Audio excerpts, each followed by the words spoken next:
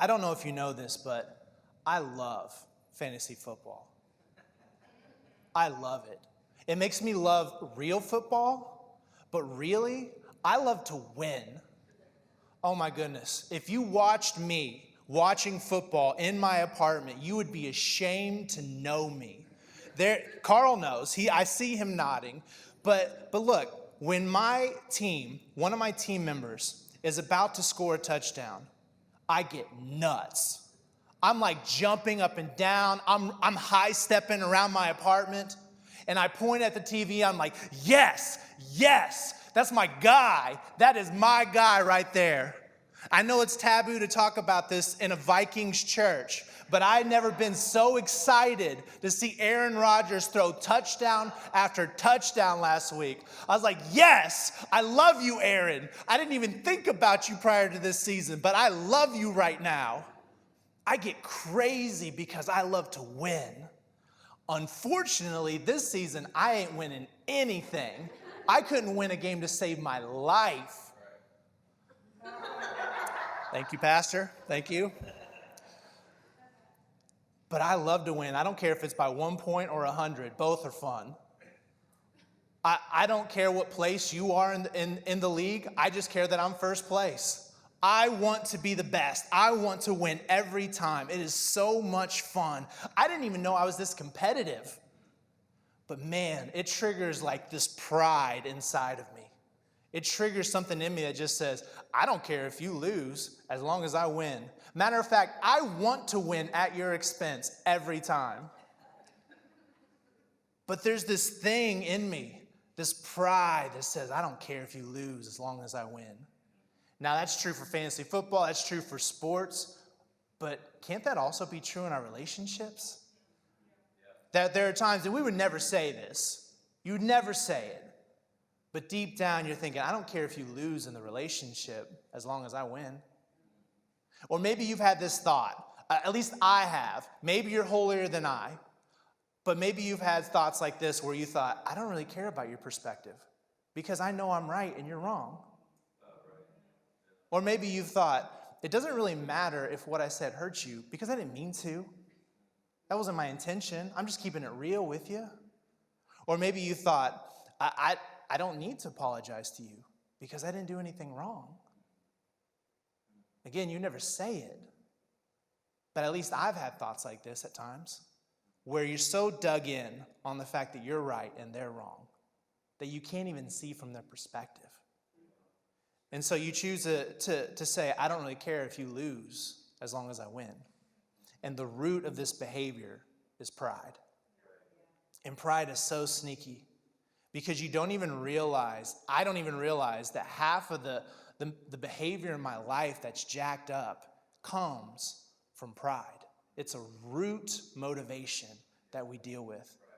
And it's one that James talks about in our passage today because he actually highlights this contrast between pride and humility. And so in James chapter 4, verse 6, he says this. He says, God gives grace generously. As the scriptures say, God opposes the proud, but gives grace to the humble. So humble yourselves before God. Resist the devil, and he will flee from you. Come close to God, and God will come close to you. Wash your hands, you sinners. Purify your hearts, for your loyalty is divided between God and the world. Let there be tears for what you've done. Let there be sorrow and deep grief. Let there be sadness instead of laughter and gloom instead of joy. Humble yourselves before the Lord, and he will lift you up in honor. I love that verse. Humble yourselves before the Lord, and he will lift you up. And so yesterday, Caleb, which he crushed it yesterday, and he was talking about at the beginning of James 4, that James is highlighting a couple of questions for us. And these questions are, what is causing the quarrels and fights among you? Don't they come from the evil desires at war within you? And so that's the context in which we're reading today's passage. And one of those evil desires is pride. Pride is actually the sin that got Satan kicked out of heaven. It is his major sin. And it's actually the sin that he uses against believers and against Christians.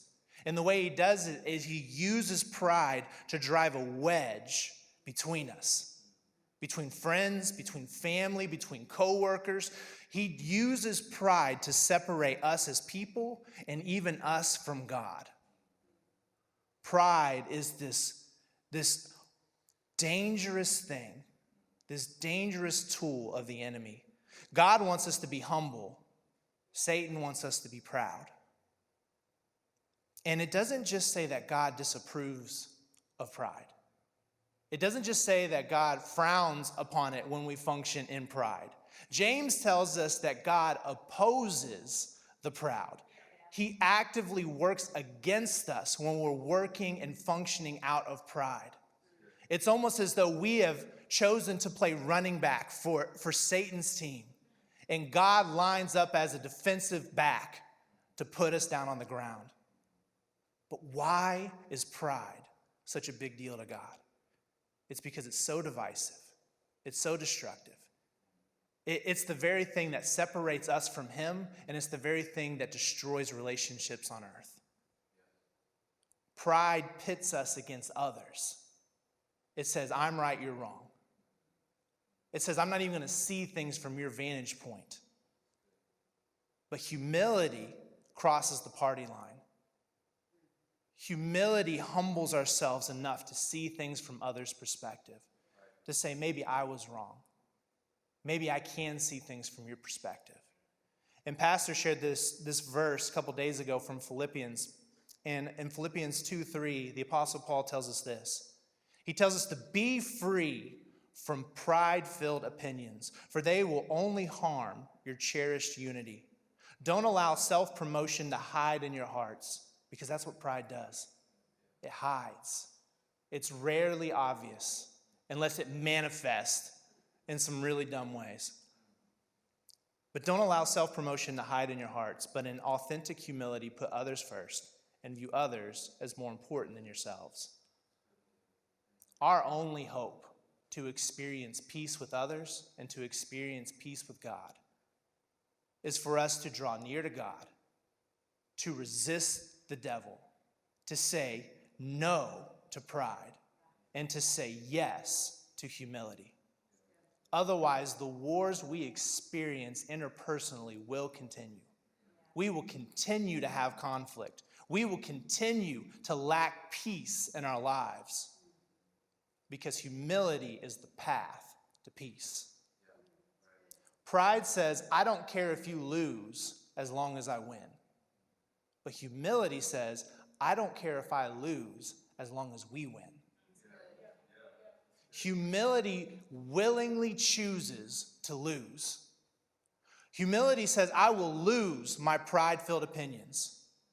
I will lose my right to be right. I will lose my attitude in order to hear your heart. I will lose the pride that keeps me from apologizing to you. I will lose the bitterness that keeps us as enemies. Whatever I have to lose in order for us to win, let's do that. Because when I make peace with others, inevitably I'm also making peace with God.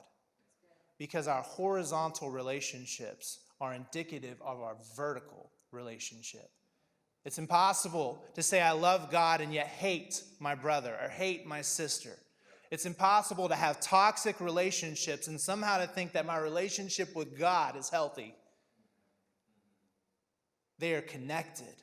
And so when I make peace with others, I make peace with God. So the question for myself and the question for us is, where are you experiencing tension in a relationship right now? Where's the wedge that Satan has been driving between you and another believer? For those online, what does that look like in your life? Where's the wedge being driven between you and someone you say you love?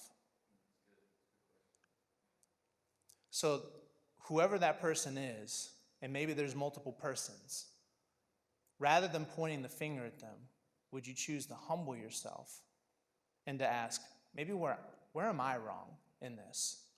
Where am I off? Could you choose to humble yourself if it meant bringing peace to the relationship? Could you choose to have the hard conversation and not just to tell them how much they're wrong, but in order to bring peace to the friendship, to the family dynamic, to the loved one that you say you care about? Would you be willing to have that hard conversation? Because we live in a very divided time. We live in a time where it's not even okay to disagree, because if you disagree, you're my enemy. The enemy, Satan, is using pride to drive a wedge between every human being on the planet right now. He's using pride to cause us to dig in and say, I am right and you were wrong. I refuse to even associate with you if you vote different than me. I refuse to associate with you if you stand differently on an issue than me. Pride is the root of what is driving the wedge between us and other people. The truth is, though, it's also driving a wedge between us and God.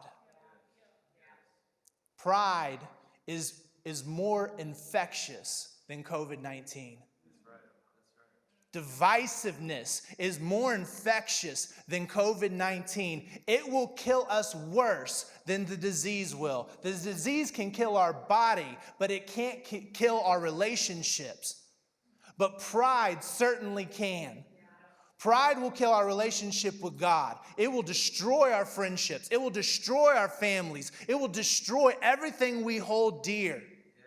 COVID-19 can't do anything about your future, because there is eternity on the other side of this life.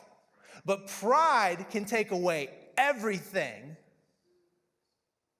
We have to get serious about rooting out the pride in our lives, starting with me. But just imagine for a moment if the church, just believers, got serious about humbling ourselves before the Lord and before others. That we got serious about fighting for each other instead of fighting against each other. How would that change our world? How would that make us brighter, more loving, more appealing to a world so divided? That we become this breath of fresh air, because we have chosen to humble ourselves first rather than to dig in on our opinion. We lose our pride-filled opinions and we begin to cherish unity at all costs. Let's let the church be a bright light in a dark world, where we don't wait for the other person to humble themselves, but we make the first move. I will humble myself first if it means restoring the relationship with you. I don't care if I lose, as long as we win as a family, as long as we win as a church, as long as we win in the friendship. I can take the loss if it means it restores the relationship. Let's pray.